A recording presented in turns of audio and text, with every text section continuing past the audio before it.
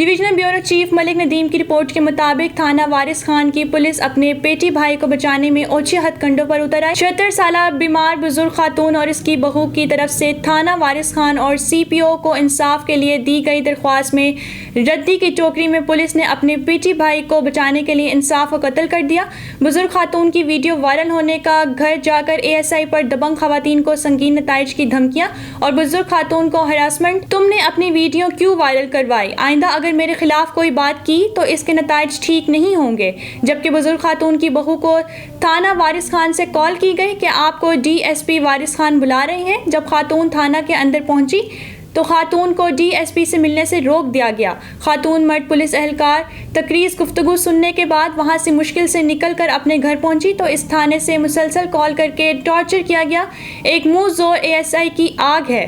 Divisional bureau chief Malik Nadeem کی report کے مطابق regional police officer Rawalpindi region Nasir Mahmood Satti کی خصوصی دعوت پر کرسچن کمیونٹی کے وفد کی ریجنل دفتر آمد۔ وفد میں راولپنڈی کے مختلف پاسٹرز اور نمائندگان کی شرکت۔ آر پی او نے وفد سے گفتگو کرتے ہوئے کہا کہ دعوت کا مقصد مسیحی برادری کے کرسمس تہوار کی خوشیوں میں شریک ہونا ہے۔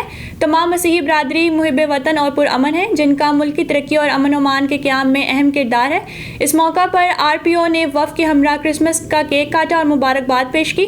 وفد نے آر پی او راولپنڈی کا شکریہ ادا کرتے ہوئے پھولوں کا گلدستہ پیش کیا۔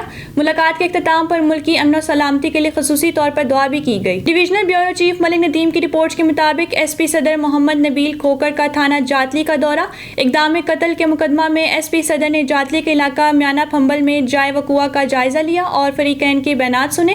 ایس پی صدر نے تھانہ جاتلی کے فرنٹ ڈیسک ریکارڈ، حوالات، تھانہ کی عمارت اور صفائی کے نظام سمیت دیگر امور کا تفصیلی جائزہ لیا۔ ایس پی صدر نے افسران و اہلکار سے ملاقات کی اور ان کے مسائل دریافت کیے۔ تھانے میں آنے والے شہریوں کے مسائل ترجیحی بنیادوں پر حل کیے جائیں گے، بلکہ سروس ڈیلیوری میں کوتاہی برداشت نہیں۔ شکایت کے بروقت ازالے کو ہر صورت یقینی بنایا جائے گا۔ Divisional bureau chief Malik Nadeem کی رپورٹ کے مطابق غیر قانونی تجاوزات کرنے والوں سے میٹروپولیٹن کارپوریشن اہلکار کا رشوت وصول کرنے کا انکشاف۔ الیاس نامی اہلکار کے رشوت لینے کی ویڈیو منظر عام پر آ گئی۔ فوٹیج میں اہلکار کو ریڑھی بازوں سے پیسے وصول کرتے ہوئے دیکھا جا سکتا ہے۔ اہلکار راجہ بازار، گنج منڈی اور ملحقہ بازاروں سے پیسے وصول کرتا تھا۔ الیاس نامی اہلکار میٹروپولیٹن کارپوریشن راولپنڈی میں بطور لوڈر تعینات ہے۔ فوٹیج سامنے آنے پر میٹروپولیٹن کارپوریشن افسران نے اہلکار کو معطل کر دیا۔ اہلکار شہر بھر میں غیر قانونی تجاوزات کرنے والوں سے پیسے وصول کرتا تھا۔